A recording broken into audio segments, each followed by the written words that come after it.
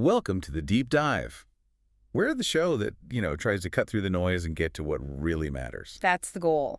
And today, we are definitely getting personal. We're talking about your skin. You know how your fingers get all wrinkly, kind of pruny after a swim? Oh, yeah. Everyone knows that feeling. Right. Well, it seems simple, but the science behind it and how it connects to, how our skin generally works is actually pretty fascinating. Can you kind of unpack that pool finger thing for us? And how does that connect to this idea we're calling lazy skin syndrome? Yeah, it's a great place to start, actually, because those pruny fingers, it's not just your skin soaking up water like a sponge. It's actually your nervous system reacting. It constricts the tiny blood vessels near the surface, so less moisture, fewer nutrients getting right to the top layer. It's basically a physiological response, a slowdown, because of something external to water. Okay, so the body's reacting, slowing things down. Exactly, and that ties right into lazy skin syndrome because your skin's own internal processes can also get sluggish. Maybe it's getting too much help or not enough of the right kind of challenge. Too much help? Like how? Think about constantly slathering on really heavy, thick moisturizers, the kind that create this like occlusive film. Yeah. Well, that can almost signal to your skin, hey, you can relax, I got this. So its own natural renewal process might just slow down, become a bit lazy. Huh. Lazy skin syndrome. Sounds kind of catchy, maybe a bit provocative. Is this like an official dermatology term, or is it more of a concept? It's definitely more of a concept, yeah, not something you'll find in every textbook, perhaps. But it really captures something dermatologists see all the time in how skin behaves. Okay, so what are we actually seeing then? What are the signs that maybe your skin's gotten a bit sluggish? Things people might miss. Right, so when that natural renewal cycle slows down, the old, dead skin cells, they just hang around on the surface for too long. Instead of flaking off like they should. Exactly. And Yeah. that buildup, it's not just about looking dull, though it definitely does that. It can lead to congestion, rough texture, maybe even breakouts, and it can stop your good skincare ingredients from actually getting where they need to go. Ah, okay, so it's like a barrier of old stuff. Pretty much the subtle signs, maybe your skin just lacks that, glow even if you're moisturizing. Or makeup doesn't sit quite right. Just a general feeling of meh, even with a solid routine. It means the skin's not firing on all cylinders. So those old cells are like dead weight, basically, holding our skin back. Okay, so our mission today, for everyone listening, is to give you a kind of blueprint, how to wake up your skin, like shaking someone off the couch for a workout. Yeah, a good analogy. We're going to walk through a pretty straightforward, multi-step approach. We'll target the three main players in your skin cells, the keratinocytes, the melanocytes, and the fibroblasts. The key workers. Right. And then we've got a bonus step for those issues that, let's be honest, sometimes skincare alone can't quite fix. Think of this as your guide to getting that healthy, glowy skin, all explained simply. Let's do it. It's all about understanding how your skin works and, optimizing it. Okay, step one then. Waking up your keratinocytes. These are the main cells on the skin surface, right? Like the bricks in the wall. Exactly. They're constantly being made deep down and moving up. And when we're young, that journey is pretty quick, isn't it? Like new cell forms takes maybe 4 weeks, 28 days to get to the top, then poof, it flakes off. Super efficient. It is, yeah. That efficiency is what gives young skin that smooth, fresh look. But this is where the lazy part really kicks in with age. Ah, the slowdown. Yeah, a big slowdown. By the time you're in your 50s, that 28-day cycle, it could easily stretch to 50 days, maybe even longer. Wow, nearly double the time. Right. So those dead cells just accumulate, pile up. That's what makes skin look rough or kind of ashy, just tired. Which is why exfoliation isn't just some trend. It's fundamental to speeding things back up, waking those keratinocytes. And we're not talking about harsh scrubs here necessarily. For our listeners who are pretty savvy, we mean smart exfoliation. Okay. Chemical exfoliants like AHAs and PHAs. Yes, the acids. So alpha hydroxy acids, AHAs, things like glycolic, lactic, mandelic acid, they're famous for dissolving the glue holding dead cells together. But what's a key thing for people using them regularly to understand? Okay, so a really important concept with AHAs is acid tolerance and how the different acids work. Glycolic acid, it's got a small molecule, gets in quick, works fast, you see results. But that speed can also mean more potential for irritation, especially if your skin is sensitive. Right. Then you have lactic or mandelic acid. Bigger molecules, they penetrate more slowly, more gently. So the goal isn't always just what's the highest percentage I can use. Okay, it's not a competition. Not at all. It's finding the right strength, maybe 5 to 15% for home use, a few times a week that works for you. Something that gives you the benefits without freaking your skin out. You got to let your Yeah. skin adapt. Overdoing it just damages your barrier. That makes total sense. Tolerance is key. Now, you also mentioned PHAs, polyhydroxy acids, often called the gentler cousins of AHAs. What's special about them? PHAs, like gluconolactone or lactobionic acid, are pretty cool because they do double duty. Their molecules are even larger, so they exfoliate really gently right on the surface. Great for sensitive types. Okay, gentle exfoliation. What's the second duty? They're also humectants. They actually draw moisture into the skin, so you're getting that gentle shedding plus hydration. It's a much more kind of supportive approach. Nice. Like a gentle nudge and a drink of water at the same time. Exactly. And you'll see good brands like Neostrata, who are pioneers here. They often list the exact percentages, like maybe 10% AHA. That helps you choose wisely. Good tip. Okay, beyond acids, there's the big one. Retinoids. Vitamin A. Everyone hears about them. Derms sometimes call retinol like the closest thing to a skincare fountain of youth. Big claim. How do they wake up those keratinocytes? It is a big claim, but honestly, it's backed by just decades of solid research. Retinoids, whether it's retinol, retinaldehyde, or prescription stuff like tretinoin, they essentially put your skin cells on a fitness plan. Oh, a workout regimen. Yeah, they talk directly to the cells and tell them to normalize their turnover, speed it up, shed those old lazy cells properly, get the fresh ones moving up faster. The more efficient shedding. Much more efficient. And what's maybe more nuanced is that different types of retinoids, like say retinaldehyde or some newer ones, offer different pathways to get there, maybe with less irritation for some people.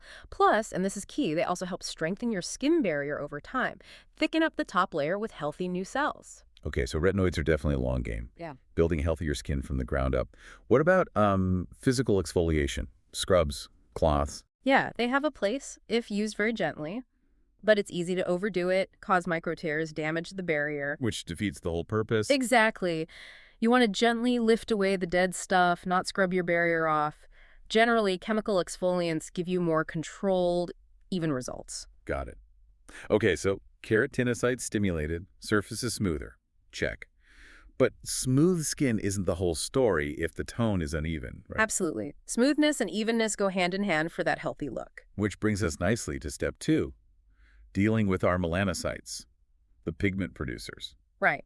These are the cells that make melanin, which gives skin its color and protects from UV. But things like sun, hormones, aging, even inflammation, they can mess with melanocytes. Make them go haywire. Yeah, basically. They can go into overdrive, producing too much pigment, leading to hyperpigmentation, sunspots, melasma, that kind of thing. Or just general unevenness. Pesky spots. Exactly. And here's a cool thing. Even if you don't have obvious dark spots, remember those old dead cells hanging around from step 1? The lazy ones? Well, old melanin gets trapped in those cells, so even without distinct spots, that accumulation can make your overall complexion look kind of dull, muddy, or ashy, like a faded photograph. So dullness isn't just texture. It can actually be old, trapped pigment. Okay, that's crucial. So we need to tackle existing discoloration and calm down future pigment production. Precisely. And the ingredient everyone talks about for brightening is vitamin C. The superstar. What's it actually doing to those melanocytes? Vitamin C, especially in its L-ascorbic acid form, is brilliant. Yes, it's a great antioxidant fighting off damage, but it also directly targets melanin production. It inhibits an enzyme called tyrosinase. Tyrosinase, okay. Yeah, that enzyme is critical for making melanin. So vitamin C basically turns down the melanin faucet, less melanin being made, plus it helps lighten pigment that's already there. Result, brighter, more even skin. And vitamin C loves company, right? You always hear about it paired with vitamin E and ferulic acid, the power trio. Yeah. Why is that combo so good? The antioxidant cascade. It's synergy in action. So vitamin C zaps a free radical, right? But in doing so, it gets used up, oxidized. Right. Vitamin E then steps in and kind of recharges the vitamin C, brings it back online. Cool. And then ferulic acid. It helps stabilize vitamin E and makes the vitamin C work even better. It's like a tag team that keeps the antioxidant protection going strong all day. So you get longer, better protection without needing crazy high levels of C. Exactly. Which means less potential irritation, too. That's why combos like, the famous SkinCeuticals CE ferulic are benchmarks. But lots of brands do great versions now, like Harley Street Formulations, Revitalized C20. Best used in the morning, by the way, for that daytime shield. Morning C, got it. Yeah. Now, for people with really stubborn spots, melasma, hydroquinone often comes up. Potent stuff. But it has warnings too, right? Irritation, maybe making things worse. Yeah, hydroquinone is definitely effective. It's a strong tyrosinase inhibitor, can give dramatic results, but, and it's a big but, it needs respect and professional guidance. Why is that? Because it's strong, it should really only be used in short cycles, like maybe 3-4 months max, under a doctor's watch. To avoid irritation or a weird side effect called ochronosis, a rebound darkening, or even losing pigment altogether, using it casually is risky. So definitely not something to self-prescribe. Absolutely not. For most people wanting long-term safer options, there are great alternatives. Kojic acid, azelaic acid, arbutin, licorice root, tranexamic acid. They work in different ways to gently fade pigment without the harshness. Okay, good to know there are gentler paths. And hey, look who's back exfoliation. Step 1 seems pretty vital for step 2 as well. Totally connected. That consistent exfoliation we talked about, it physically lifts away those surface cells that are stained with old melanin. It helps reveal the brighter, clearer skin underneath much faster. Like polishing away the tarnish. Perfect analogy. And of course, none of this pigment work matters much without the absolute king. Let me guess. Sunscreen. You got it. Daily. SPF 30 minimum, ideally higher. It's the ultimate brightening serum because it stops new spots from forming in the first place. Non-negotiable. You're just chasing your tail otherwise. Message received. Okay, surface smoothed, tone evened out. Now for the deep stuff. Step 3. Firming up your fibroblasts. We're heading down into the dermis now. Yep, into the skin's support layer. Fibroblasts are the construction workers down there. They build collagen and elastin, the stuff that gives skin its structure, its firmness, its bounce. The scaffolding. Exactly. Young fibroblasts, super busy, building a strong, springy network. But again, age and especially sun damage, they make these workers kind of lazy and less productive. So they stop building as much. They produce less new collagen, less elastin, and the existing stuff starts to degrade faster. The structure weakens. That's when you see wrinkles, lines, sagging, the loss of firmness. So our goal here is to, well, motivate those fibroblasts. Kick it back into gear. And, surprise, surprise, our old friends the retinoids are relevant here too. Oh, absolutely. They're not just surface workers. Retinoids are probably the most proven topical ingredient for stimulating fibroblasts. Really? How? Decades of research show they actually signal fibroblasts to make new collagen and also help prevent the breakdown of the collagen you already have. They work deep in the dermis. Wow. So using retinoids consistently is like... It's like a long-term investment plan for your collagen. You're building up your collagen bank for the future. Seriously, starting retinoids earlier rather than later pays off down the line in terms of firmness. Collagen banking. I like that. Okay, what about in-office treatments? Microneedling comes up a lot. Yeah. Collagen induction therapy sounds pointy. Why poke tiny holes in your skin? It does sound weird, right? But it's clever. Those tiny controlled micro-injuries, they trigger your skin's natural wound healing response, but in a very minor controlled way. Tricking it into repair mode. Exactly. The skin sends out growth factors, signals the fibroblasts, hey, repair needed, and the fibroblasts respond by churning out fresh collagen and elastin to heal those microchannels. It's like aerating your lawn to help the grass grow thicker. Ah, good analogy. Aerating the skin. Yeah. And sometimes they add PRP. The vampire facial. Yes. PRP is platelet-rich plasma taken from your own blood. It's packed with your body's own growth factor. So putting PRP onto freshly microneedled skin, it's like adding super fertilizer to that aerated lawn, really amps up the collagen production. Okay, interesting. Now, what about some newer things? I keep hearing about polynucleotide injections, like nucleophil, Regeran, something about salmon DNA. What's the deal there? Yeah, polynucleotides are really exciting. They are basically long chains of purified DNA fragments, often from salmon because it's very compatible with our own skin structure. Okay, so you're injecting DNA. Sort of, but they're not fillers in the traditional sense. They don't just add volume. They act as biostimulators or biorevitalizers. They create a better environment for your cells and provide signals that directly tell your fibroblasts, build more collagen, build more elastin, make more hyaluronic acid. So they're coaching the fibroblasts from within. That's a great way to put it. They encourage your skin's own natural regeneration processes. The result isn't instant plumpness like a filler, but over time you see real improvements in skin quality, hydration, elasticity, that subtle, healthy radiance. It's your skin just optimized. Very cool. Optimizing the machinery. And speaking of optimizing, vitamin C pops up again here too, right? helping the fibroblasts. It does. Vitamin C is actually essential for the process of making collagen. It helps link the amino acids together properly to form strong collagen fibers. So yeah, your morning C serum is doing double duty brightening and supporting a firmness. Multitasker. And peptides. Where do they fit in? Peptides are interesting. They're short chains of amino acids, like little messengers. Different peptides can send different signals to fibroblasts, maybe make more collagen or relax this muscle slightly. They're not usually as powerful as retinoids on their own, but in a good formula, they can definitely be supportive players, nudging things in the right direction. Okay, so lots of ways to nudge those fibroblasts. So let's recap. We've resurfaced with step 1, rebalanced tone in step 2, and now refirmed in step 3. We've woken up the keratinocytes, melanocytes, and fibroblasts. That's huge. It covers the core functions, absolutely. But let's be real. Sometimes, even with the best routine, there are things skincare struggles with.